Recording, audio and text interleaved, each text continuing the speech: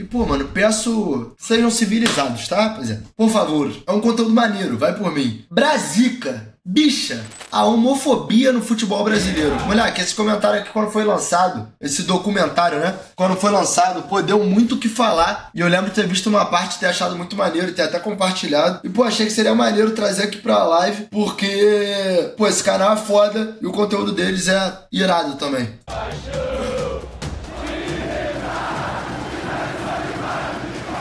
O futebol brasileiro é um dos mais vibrantes do mundo. Cada torcida tem o seu sotaque, as suas cores, as suas músicas. Mas tem um canto que é muito comum entre a maioria das torcidas brasileiras. O goleiro dá o tiro de meta. Bicha, que prazer ter isso, né? O futebol não pode ser, pô, chuta, meu amor, é paixão. A homofobia no futebol brasileiro passa pelo aval de boa parte da imprensa, dos clubes e, claro, dos torcedores. Sou ativista, mas não sou mártir. Não quero morrer, não quero apanhar. O futebol brasileiro é machista. De repente, se aprofundar, ele é homofóbico, sim.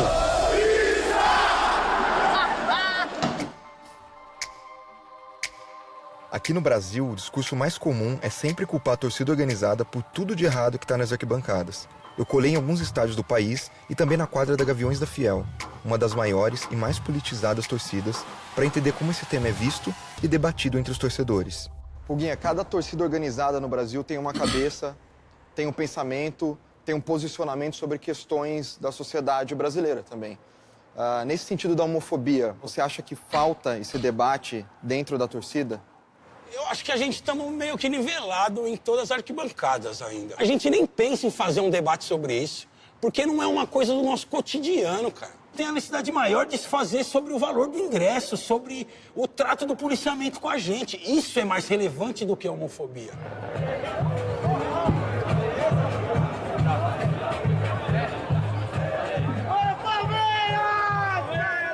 O grito de bicha na hora do tiro de meta é uma coisa que a torcida organizada mesmo não grita. A nossa geralmente não grita. Mas é engraçado que na Copa do Mundo agora no Brasil, eles queriam proibir o bicha, mas não queriam proibir o filho da puta. Desculpa, mas eu acho que entre bicha e filho da puta, eu prefiro que ele xingue a minha mãe. Pra mim, se eu tô no gol, pode me xingar no que for. Gente, tem coisa mais séria pra se correr atrás. Boa noite, senhores. Sejam todos muito bem-vindos a São Januário. Por favor, não atirem objetos ao campo. Assim, hoje você, pode mandar tomar no cu. Ah, beleza, tomar no cu pode. Agora, gritar bicha não pode, é homofobia, entendeu? O fato de você chegar viado e tal, não necessariamente você tá chegando e falando, pô, o maluco é menor. É uma cultura que existe e, assim, acho que tá tirando um pouco da festa do estádio. Pô, discordo assim, legal. De todos os organizados de todos os times é o quê? Que o torcedor comum também cante para que esteja um coro mais forte para incentivar o time. O que a gente tem uma contrariedade até por esse grito do bicha, que os demais torcedores ficam o jogo inteiro, praticamente calado e pagam um ingresso caro, pra se levantar 10 vezes para gritar bicha. Às vezes o que falta para o torcedor mudar a sua cabeça, entender melhor o assunto, é mais informação. Eu vou conversar com Maurício Rodrigues, um historiador que fez a tese dele de mestrado baseada em homofobia no futebol. De que maneira você enxerga a homofobia hoje no futebol brasileiro? Acho que está num momento em que talvez seja muito mais visível os cantos de torcida, na dinâmica de arquibancada, de provocação da torcida rival. Claro que é um problema social, é um problema mais amplo. O Brasil é o país que mais mata pessoas LGBT no mundo e não se percebe que, nesse contexto futebolístico, é exacerbado. Como você vê o preconceito hoje dentro do estádio? Dá alguns exemplos. Quando o cara vai bater o tiro de meta, quando o São Paulo vai jogar fora. O que acontece com o São Sempre Paulo? os apelidinhos de Bambi, bicho, essas coisas. E como que você convive com isso? Você é torcedor de São Paulo, quando você usa? Quando eu era moleque eu me incomodava mais novo. Mas agora tá mais tranquilo, eu nem ligo mais. Você acha que isso faz parte das piadas do futebol?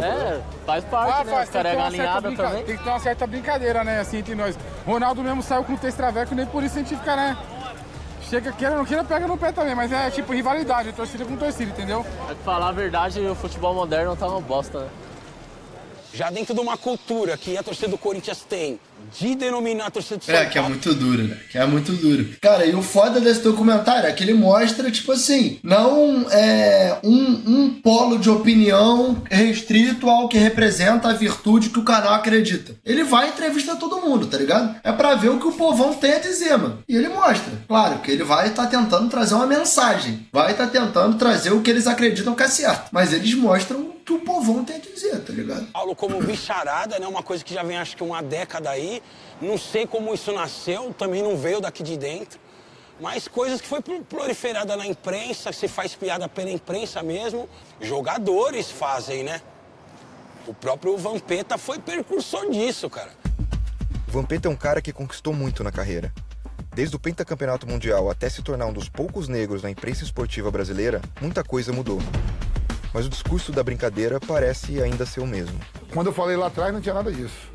Não tinha esse debate. Esse debate todo, não. Posei numa revista gay e não tive bullying nenhum, não aconteceu nada na minha carreira. Não mudou em nada. Mas esse negócio dos Bambi que pegou, mas já tinha. O torcedor do São Paulo sabe que já tinha. E ficou mais forte com você? Ficou mais forte comigo. Então tá bom. Esse personagem fica muito legal pra mim também. E por que é Bambi? Bambi é um animalzinho lá, né, que tem. Diz que o Corinthians tem um gambá, né? O Palmeiras tem um periquito, tem um porco. O Santos tem a baleia, o peixe lá. E o São Paulo, por que não adotar um bichinho carinhoso? O São Paulo, ele recebe muitos apelidos homofóbicos historicamente, né? Você lembra quando isso começou e por que o São Paulo? Porque talvez o São Paulo fosse o time mais mitidinho, menos ligado ao povo. Que é mentira. Porque também a torcida do São Paulo tem povo pra chuchu. Tinha um programa famoso de rádio chamado Show de Rádio. Todo mundo ouvia. Cada clube tinha um representante, um humorista. Então o Corinthians era o pai Jaú, o macumbeiro. Palmeiras era um italiano, descendente italiano. O Santista era um cara meio de praia ali, não sei. E o São Paulino era o Didu do Morumbi. Quem era o Didu do Morumbi? O cara que tinha mordomo, você entendeu? Charles, você pode me trazer uma champanhe que eu vou comemorar a vitória do meu São Paulo. E hoje eu vou abrir a minha mansão para recepcionar todos aqueles que, como eu, torcem adoidados pelo St. Pauli Montpellier. Então acho que por aí, que o São Paulo era o time mais da elite e os outros mais do povão. Elite barra certo frescor. Papai vai até chegar no Bambi.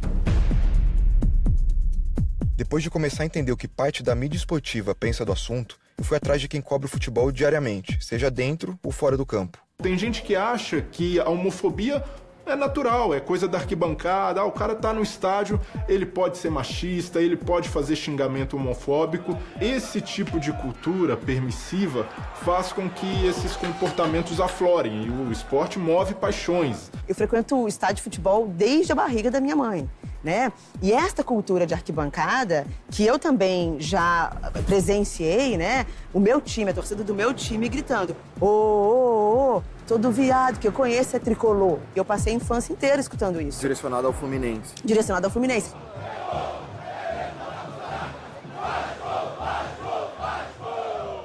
Aqui no Rio sempre teve a rivalidade. O Fluminense sempre foi taxada de ser homossexual.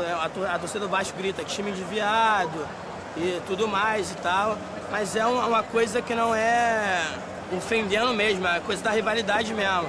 Que acaba que... que eu já fui taxado por discordar disso, né? Aí tá vendo que é um bagulho que não é, tipo assim, um fenômeno de uma torcida só, tá ligado? Que é um fenômeno de uma porrada de torcida, que as torcidas que sofrem também reproduzem, tá ligado? Tipo assim, se tu parar pra ver, a torcida do Fluminense, a torcida do São Paulo, talvez sejam no Brasil aí os dois times que mais sofrem com isso, também reproduzem, tá ligado? Só que, cara, sei lá, mano, tu chega numa idade, mano, é que tem gente que chega em determinada idade continua com a mesma cabeça que tinha quando era criança, tá ligado? Mas sei lá, pelo menos pra mim, mano, tu chega numa idade que a parada deixa de fazer sentido até como zoeira. Tipo assim, tô vendo um comentário aí, pô, um comentário que fizeram na boa. Acredito que na maioria das vezes seja pela zoeira. Tudo bem, tipo assim, tô tentando entender o teu lado. Só que pra mim, mano, chega um ponto que começa a ficar um bagulho meio tosco, tá ligado? Porque, por exemplo, porra, eu quero usar o Fluminense. Aí o que vem na minha cabeça? Pô, os caras não têm Libertadores, os caras são Virgem da América, os caras caíram pra Série C. Viado. Porra, acho que viado é aqui talvez a pior das zoações aqui pra eu enfatizar em termos de rivalidade, que vai fazer os caras ficarem ofendidos. Entendeu o que eu tô falando? Deixa de fazer sentido na minha cabeça, tá ligado? Não tô falando que, tipo assim, eu tô tentando ser o máximo flexível possível no entendimento das interpretações. Só que, cara, é tosco, entendeu? É tosco. Além do que, se a gente for ser sincero aqui e objetivo, existe uma problemática muito grande em volta disso tudo que tem que ser debatida. Mas antes de chegar nesse debate mais sério, a gente já podia parar ou pelo menos coibir um pouco, porque não faz sentido. Entendeu o que eu tô falando? Por exemplo, lá no início do vídeo ele mostrou um outro vascaíno dando um discurso. Ele falou assim, pô, a gente chama de viado assim e tal, mas não é pra diminuir, não é pra ofender. Pô, tipo, tá ligado o que eu tô falando, mano? Agora a visão, mano. Palavrão vai tomar no cu também é homofóbico. E você viralizou mandando as pessoas tomarem no cu. Pô, irmão, se você quiser, eu entendi o teu ponto, tá? Mas se você quiser chegar aqui em 2023 e falar que quando você manda alguém tomar no cu, você tá pensando em tipo assim, pô, seja homossexual e dê a bunda, aí eu vou estar com uma interpretação errada da parada. Aí eu sou maluco. Eu tô com uma interpretação errada o tempo todo. Tá ligado? Porque, moleque, não é possível. Quando você fala, moleque, vai tomar no cu, pelo menos onde eu moro é gíria. Entendeu o que eu tô falando? O vai tomar no cu não é no sentido do que você tá falando. O vai tomar no cu é no sentido, tipo assim, pô, se estrepe, se foda. Entendeu? É vírgula. É uma vírgula. Agora, se chegar e falar assim, ó, time de viado. Entendeu? Mas tu acha que é a mesma coisa, tudo bem. Tá aí. Se você acha que é a mesma coisa e tu vai usar isso pra sustentar o teu ponto, aí eu não posso fazer nada. Tá ligado? Se falar não, o futebol fica sem graça, entendeu? É uma marca a qual nenhum dos torcedores quer ter para si, né? Como se ser marcado, ser associado à homossexualidade fosse um defeito, fosse algo que te inferioriza diante dos outros adversários. A arquibancada tem que ter uma legislação. Se a gente for pensar essa questão da homofobia, do machismo dentro do futebol, ele se dá em todos os níveis. Você vai pegar na educação escolar. Pergunta sincera agora é, a gíria viado, como que fica? Mano, então, tipo assim, se você parar pra pensar, viado também é gíria aqui no Rio, então é quase uma vírgula, também. Só que, pô, com todo respeito, quando a gente tá cantando, a gente sabe a intenção que a pessoa tem. Quando tu vai jogar contra o Fluminense, contra o São Paulo, tu canta time de viado, você não tá usando a vírgula. Vamos ser sinceros? Tu tá usando a vírgula? Pô, não tá. De todo o coração. Essa coisa, né, de meninos, a bola de futebol, meninas... Vocês vão jogar um outro jogo, vocês vão jogar vôlei. Handball. O futebol brasileiro é machista. Foda-se. Caralho, música é música, não fode. Então tá bom, então legaliza a porra toda aí mesmo. Música é música. Vambora. Liberou então, geral. Ele de repente, sem aprofundar, ele é homofóbico, sim. Porque a nossa sociedade não é porque o futebol é. Então, a gente é reflexo de tudo isso. Homens, né, pra jogar futebol você tem que participar de uma guerra, você tem que ser viril, você tem que ser valente, você tem que ser guerreiro. São também palavras que remetem a gente culturalmente, infelizmente, ao ambiente masculino, né? Você estava me dizendo dos xingamentos que acontecem, né? No estádio você tá ali de repórter, o que você ouve? Vagabunda, piranha, puta, prostituta, ataques como vou te estuprar, vem aqui que eu vou te pegar e etc e tal. A gente é do interior, a gente andou 450 quilômetros com uma van feminina. O São Paulo numa van feminina. Uma van só de mulheres? Só mulheres. A torcida não fecha pra trazer mulher em clássico, então teve que... Aí a gente queria assistir de qualquer jeito. E veio as duas, fechamos uma van e viemos, as meninas. Em várias torcidas do país, torcidas organizadas do país, mulheres são proibidas de encostar nos instrumentos e nas bandeiras. Por quê? Porque o instrumento e a bandeira para a torcida é aquele símbolo sagrado, né? Nós, mulheres, não estamos autorizadas a entrar. Se a mulher ainda tem dificuldade em colar no estádio, muito homem também ainda não vê espaço nas arquibancadas. No caso, o homossexual. William Deluca é torcedor fanático do Palmeiras desde criança. Em um jogo contra o São Paulo, ele ouviu a torcida palmeirense cantando uma música que definia todo gay como torcedor são paulino. Indignado, ele fez um tweet dizendo que o canto não retratava a verdade, já que ele mesmo é homossexual e vai a todos os jogos do Palmeiras. Desde então, ele vem recebendo ameaça de morte. Moleque, imagina você, palmeirense, indo no jogo do teu time e a torcida do teu time cantando isso, moleque. Caralho, cara. Pô, é muita doideira, né? É muita doideira, mano. Tá doido. Tipo assim... Homossexual e vai a todos os jogos do Palmeiras. Desde então, ele vem recebendo ameaça de morte de torcedores do... Aí tu entende, porque, tipo, pô, mano, pô, se a pessoa vê isso aqui e acha que, foda-se, música é música, eu não tenho nem mais o que argumentar, né? do próprio time. Ele teve até que mudar o visual para não ser reconhecido no estádio. Mas mesmo assim, continua indo aos jogos do Alviverde, que é a sua maior paixão. Eu nunca parei pra me perguntar se futebol era coisa de hétero ou coisa de gay, assim. Porque desde muito cedo eu sempre tive a noção de que eu era gay e de que eu era palmeirense. Então as duas coisas sempre foram muito inquestionáveis pra mim. O torcedor homossexual, ele tem que se preparar diferente hoje no ambiente que tem um estádio? Ele tem que torcer diferente do resto? Acho que esse é o principal problema. Ele torce igual. Mas ele tem que ser invisível lá dentro, né? Então, tipo, ele não pode ser visto.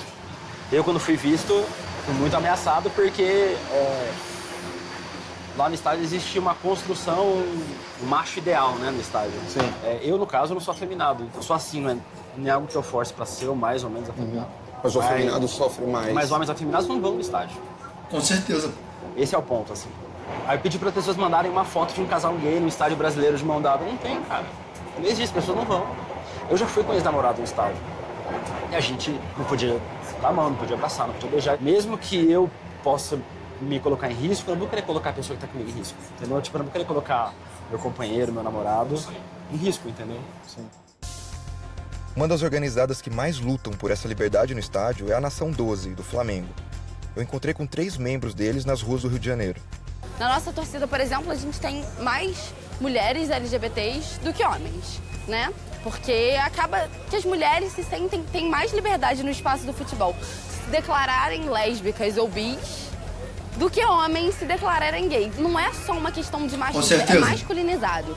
Então, como a mulher lésbica é entendida como uma mulher masculinizada, o que é um grande erro, acabam tendo uma recepção dentro da torcida melhor do que homens gays. Né? E mulheres bis também, porque na verdade mulheres bis são basicamente invisibilizadas, não são entendidas como existentes, né? E aí você está falando do estádio, mas o caminho até o estádio... É a mesma coisa. A mesma coisa. Se você tá com o seu namorado de mão dada ou troca algum carinho... A gente não tá. Você não tá, simplesmente. Você já sabe. Já. Você nem chegou a testar isso. Eu sou ativista, mas não sou mártir, entendeu? Eu não quero morrer, não quero apanhar. Seria ótimo, uma grande contribuição para a causa se um jogador tivesse saído em defesa, falava, poxa, não vamos fazer isso com o torcedor. Mas se nem o clube saiu, como a gente vai esperar que o jogador, que é um empregado da instituição, saia e ele tem certeza internamente de que isso não vai passar impune? Um dos maiores motivos para que esse posicionamento por parte de jogadores não aconteça é o medo da repercussão negativa que o assunto pode gerar. Em 2013, o Emerson Sheik, ídolo do Corinthians, postou uma foto dando um selinho num amigo. Parte da imprensa e grupo de torcedores questionaram a atitude e até pressionaram o jogador para que ele se explicasse. O torcedor do Corinthians ficou puta da vida porque se gera, mano, piada de o torcedor do outro time, o amigo e tu. Em uma semana o cara depois foi lá na rede social dele... Se retratar, depois fazer piada homofóbica. Porque ele percebeu que, tipo, esse status de ídolo não garantia pra ele essa estabilidade. O Sheik, mano, ele só posta foto com 1000 mulheres, cara, e etc. É um cara paizão, família e tal. E nem acredito que o Sheik é homossexual, velho. E se ele fosse? Tem muito jogador que é, dentro do universo dos boleiros, todo mundo sabe. A própria imprensa sabe, porque convive no dia a dia, no clube. Os atletas sabem, a diretoria sabe, mas o cara tem o direito de se preservar por causa da torcida. Por causa da torcida, onde esses torcedores que vão em multidão... Moleque, isso é muita loucura, mano. Cara, os caras... Tipo assim, é óbvio, tá? É óbvio que tem muito jogador que não é heterossexual. Porque, pô, é um recorte da sociedade. Os jogadores são parte da sociedade. Na sociedade, muitas pessoas não são héteros. Então, é claro que muito jogador não vai ser. E, cara, tu acha, pô, uma exceção à regra quando um jogador vai lá e tem coragem de se assumir. Porque os caras têm medo, viado. O que a torcida vai pensar por ele? Que é pior do que ele perder um pênalti em final. É ele não ser hétero, mano. Convive também no seu dia a dia com todo tipo de gente da sociedade. Mas quando reúne em grupo, ninguém aceita isso. Aí você ouve alguns casos, você não sabe. Aí fica aqueles casos velados, você não sabe se é verdade ou não é. Internamente, esses caras se envolverem em alguma coisa, carregam isso, mas na clandestinidade.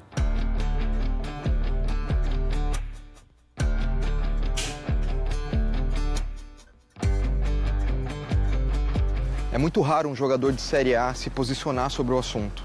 A gente colou aqui no CT do Santos e o Renato, capitão do time, resolveu que vai falar com a gente. Eu acho que existe, eu acho que mesmo lá atrás poderia existir e eu acho que eu não sei se era o medo de sofrer algum preconceito, né, algum tipo de brincadeira, de insultos. Porque rola no vestiário brincadeirinha? Rola. Isso desde lá de trás tem essas brincadeiras, um às vezes desconfia de outro, mas é difícil a gente falar de ter uma certeza. Vamos supor que um jogador do Santos chega para você hoje, você é um símbolo dentro do clube, e te diga que ele é homossexual e ele quer abrir isso para o público, para a imprensa ou pelo menos nas redes sociais, se assumir com um companheiro dele, um namorado. Como que você acha que tem que ser a sua posição ali dentro, no vestiário, e como que você acha que a vida desse cara vai ser dali para frente? Como que seria? Olha, como sendo um líder, eu acho que era sempre sentar, conversar, sentir mesmo se ele queria mesmo isso para ele, né? Sentar com o clube também, a imagem do clube vai estar vinculada a isso. É um lance, tipo, tenha cuidado, meio que avisando. Meio que avisando das consequências, porque aí as pessoas que às vezes não interpretam de uma maneira, né? A gente sabe que vem as ameaças, família que entra no meio, isso acaba sendo complicado também. E o jogador acaba não tendo tranquilidade para desenvolver o futebol. O jogador brasileiro tem tanto medo de ser conhecido como gay que acaba escondendo do público e da justiça casos relacionados a estupro de menores nas bases de alguns clubes, como revelado pelo jornalista Breler Pires. É muito comum casos de abuso sexual em categorias de base, em que o treinador assedia um garoto, pode ser um dirigente também, um preparador. Os clubes recrutam crianças praticamente, né? Que ficam morando no clube, que saem da casa dos pais e ficam lá, em casas ou em dormitórios.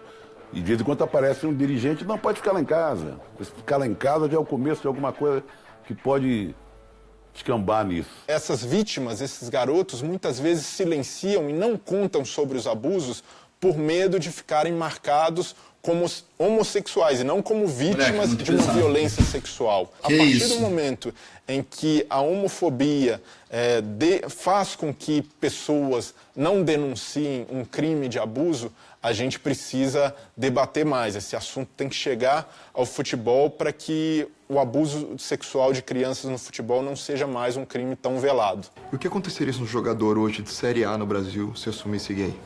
Acho que dificilmente ele teria tranquilidade para continuar sua carreira no futebol. Para mim, um exemplo emblemático é o caso do Richarlison. Ele nunca se declarou homossexual, mas ao longo de toda a carreira sofreu com esse estigma. A torcida do São Paulo, por exemplo, não cantava o nome do Richarlison antes das partidas. Você vê o seguinte, quando o Richarlison foi jogar no Guarani, a torcida do Guarani protestou. Foi lá pra sede do clube, soltou bomba. E era bom jogador, tá? Bom jogador. Veja você que ponto nós chegamos. De um jogador que não se assume. Se ele se assumisse, então eu jogava uma dinamite do clube. Houve um episódio em que um dirigente do Palmeiras o chamou de homossexual, ele o processou, mas o juiz, na sua decisão contra o Richarlison, disse que o futebol é um jogo viril, varonil, e não é para homossexual. A imprensa tem um enorme papel nisso, porque ela eterniza essa galhofa. Se está com gel no cabelo, se não está com gel no cabelo, se o brinco dele é esse ou aquele, o perfume que ele está usando pós-jogo. A gente faz parte disso de uma forma muito ativa e isso é pouco discutido. Eu ligo a TV para assistir o meu time e tá lá muito claro o grito de bicha que a gente tá falando no tiro de meta. E ninguém fala disso. Tá rolando ali, tá todo mundo assistindo, ouvindo e ninguém fala disso. Outro dia eu ouvi o Milton Leite da Sport TV falar, criticando. Até me soou assim estranho. Falou, opa, alguém está se manifestando. Foi raro. O resto já incorporou. Já estão até reclamando disso, né? O futebol não pode ser... Oxu, tá meu amor, meu bem, deixa... É paixão. Coloca o jornalismo esportivo como uma coisa que assuntos importantes e sérios não se deve falar. Não se deve misturar futebol com política, futebol com problema. um cara que comete estupro tem menos ódio dos torcedores do que um gay. Isso não é normal. Moleque, é muito bizarro essa porra, moleque. É muito bizarro essa porra, mano. Tem jogador aí atuando aí que é condenado de tudo quanto é coisa, de tudo quanto é absurdo, e não tem a mesma repressão. Agora com a internet tem um pouco mais de gente reclamando e tal, mas sai da internet também acaba, do que um cara por existir uma possibilidade que ele não seja hétero. Mas que atinge as pessoas, como se nos programas esportivos o ideal é só falar de futilidades. E homofobia não é uma futilidade. Então, passa ao largo, geralmente. Na Copa do Mundo de 2018, a torcida mexicana entoava o grito de puto, que é o que inspirou o grito de bicha no Brasil. A FIFA iniciou uma investigação em torno da torcida, ameaçou uma punição, e a Federação Mexicana, então, fez um tweet direcionado aos seus torcedores, dizendo que esse não seria um grito de apoio e para que se parasse de gritar o puto. Você acha que falta uma orientação da própria federação em dizer que isso, por exemplo, é homofobia? Em alguns casos, a gente precisa ser didático. Porque para muito torcedor, o cara... eu não sei o que significa puto lá, né? Então não tem como... Com esse estádio desde criança e viu o cara do lado gritando bicha, o pai gritando bicha, ele fala, poxa, isso é normal, eu cresci, ninguém morreu por isso. Que ele não vê como essa cultura da banalização dos preconceitos gera também a violência. E a partir do momento em que essa bandeira é levantada por instituições que têm apreço, como um Corinthians, um Palmeiras, Vasco, Flamengo, as pessoas começam a abrir os olhos, falam, poxa, o meu clube do coração diz que isso não é do futebol. Brasil isso aí eu tenho consciência leve. O Vasco, institucionalmente, me dá muito orgulho em relação aos seus posicionamentos. Renato, mas a torcida do Vasco, cantou. Irmão, todas as torcidas vai ter jogo que você for procurar, vai cantar, tá ligado? Mas agora, como clube, como instituição, eu tô muito satisfeito, posso dizer assim. Muito satisfeito. Muito. Ex-campeão em punições da Conmebol por conta de gritos homofóbicos em jogos contra seleções sul-americanas. Tentei falar com a CBF, a maior entidade do nosso futebol, mas segundo alguns diretores há um problema de agenda. Também fui atrás dos principais clubes do país, mas poucos têm o preparo para responder sobre o assunto. O São Paulo, por exemplo, me recebeu para uma reunião no Morumbi, mas preferiu não se posicionar oficialmente sobre a homofobia no futebol. Alguns clubes do Rio toparam falar, como o Vasco e o Fluminense, que recebeu a Vice no seu estádio centenário, nas Laranjeiras.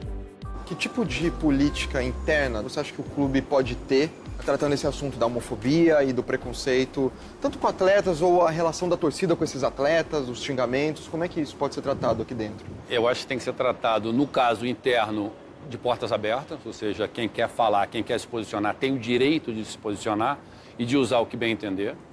E da porta para fora como crime quando o crime for. Eu acho que a gente não pode ser muito condizente com posicionamentos que atrapalham a escolha de cada um.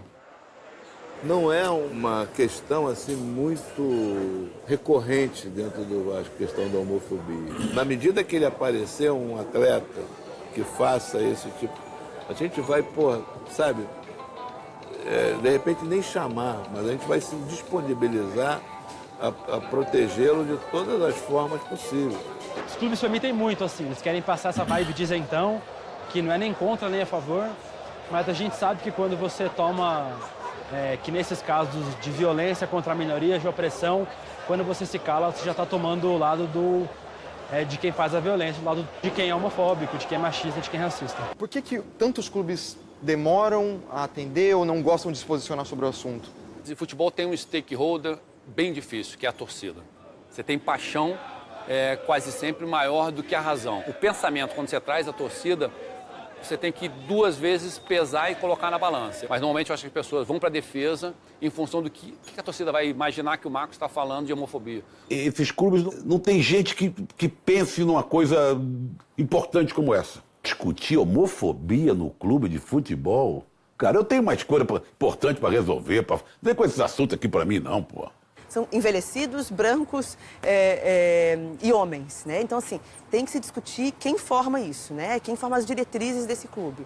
Então, primeiro tem que mudar os clubes, né? Para depois tentar criar um ambiente mais livre, né? Por que o clube de futebol não pode oferecer uma palestra a jogadores sobre homofobia, explicando o que é, porque muitos jogadores vieram de uma condição social desfavorável, eram pobres e não tiveram o suporte que deveriam ter tido durante o processo de formação nos clubes. Você acha que um dos caminhos para o clube, da porta para fora, pode ser se organizar, até com outros clubes, conversar com a CBF, por exemplo, para se abordar esse tema de uma maneira mais geral no futebol, no primeiro escalão?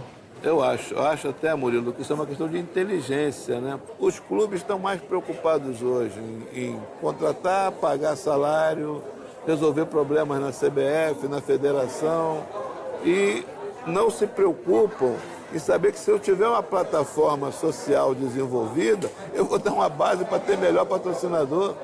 E a sociedade hoje olha para isso. Nós já falamos realmente de racismo, já falamos de adoção tardia, já falamos de crianças perdidas e tivemos ótimos resultados. Eu acho que pode ser um dos próximos assuntos que os clubes podem comprar, junto com o CBF, junto com a FERJ, comprar uma briga dessa e todo mundo ir para a rua falando de homofobia ou de crimes contra essa parte específica da nossa população. É uma discussão que precisa ir além e precisa atingir a imprensa, que a gente ainda tem poucas vozes se levantando contra a homofobia, contra o machismo. Eu acabei protagonizando uma situação de intervenção a uma pessoa que eu entrevistava e ela falava...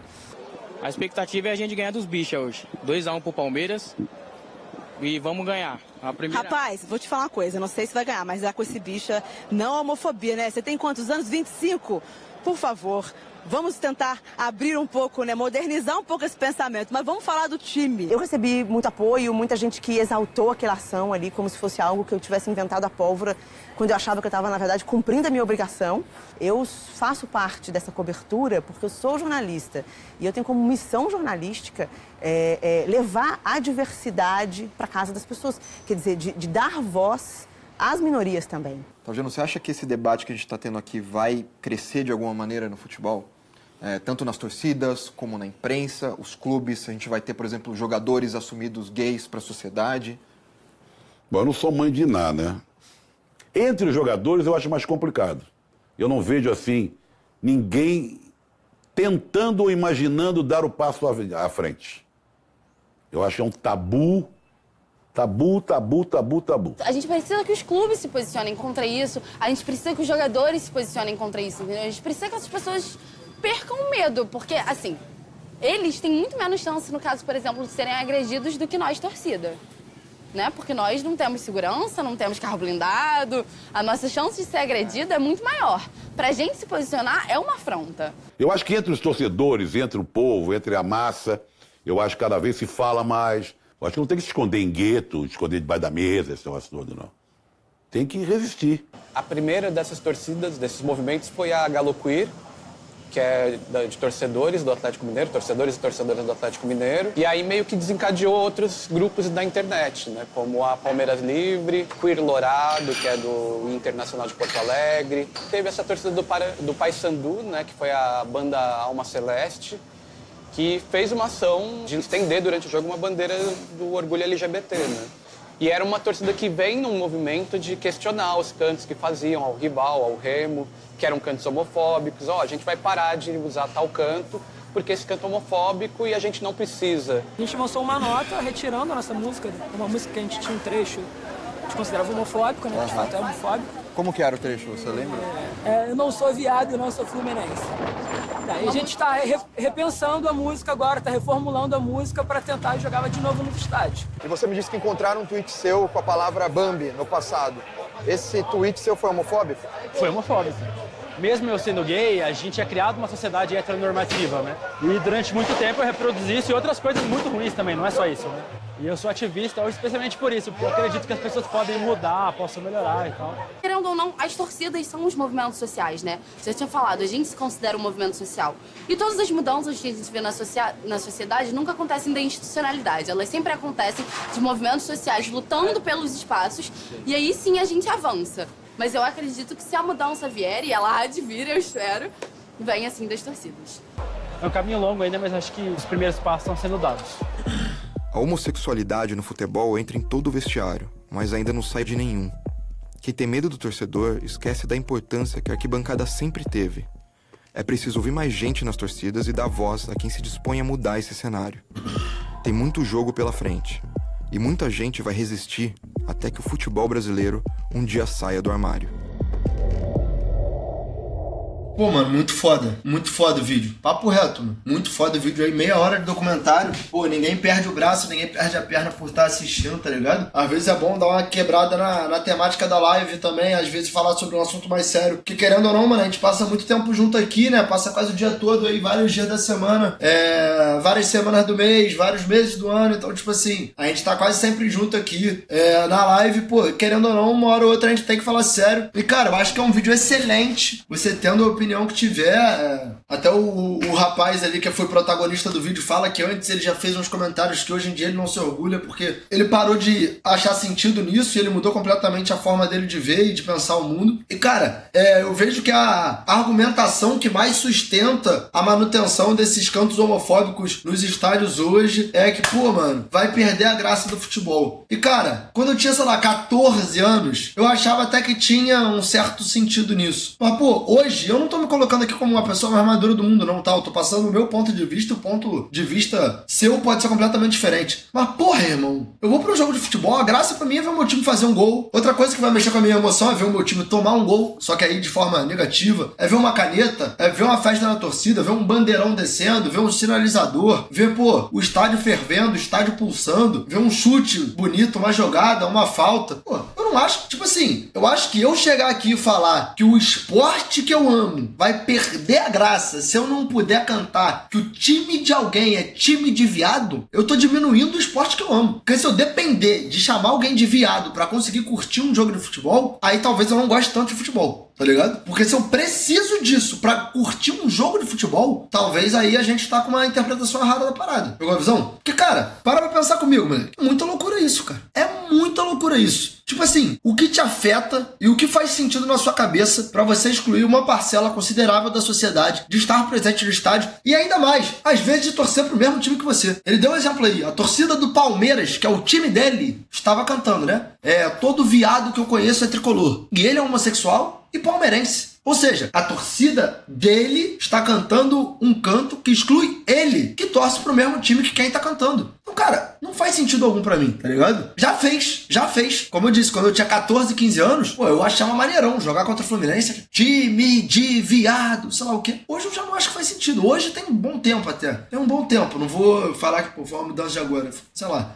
Tem uns 4, 5 anos aí que eu já acho que não faz sentido. Ah, Renato, tu acha que isso vai mudar de hoje pra amanhã? Pô, não. Ah, Renato, você acha que você sozinho vai conseguir mudar? Pô, definitivamente também não. Mas eu acho que o que tá ao meu alcance é fazer a minha parte. Tá ligado? Então, tipo assim, pô, vou dar um exemplo. No começo desse debate, e quando eu comecei a pegar a percepção disso, rolou uma discussão num grupo que eu tenho aqui em Niterói, tá ligado? E teve uma rapaziada que comprou meu barulho e uma rapaziada que não comprou meu barulho. E é o normal, porque o recorte social do estádio é gente que concorda e gente que não concorda. E aí, mano, eu lembro que tinha uma música da torcida do Vasco, que hoje não é tão cantada, mas que era cantada, que, pô, quando chegava na parte, eu não cantava. E os meus amigos ficavam olhando pra mim e rindo, tipo assim, não de forma ofensiva, olhando pra mim no sentido tipo assim, e aí, Renato, tu vai cantar ou tu vai sustentar tua bronca? Tá ligado? E hoje, vários amigos que ficavam nessa não cantam também. Então, tipo assim, pô, mano, eu não vou chegar aqui e taxar todo mundo não, porque, cara, querendo ou não, é um bagulho que é extremamente cultural, ainda que errado, né?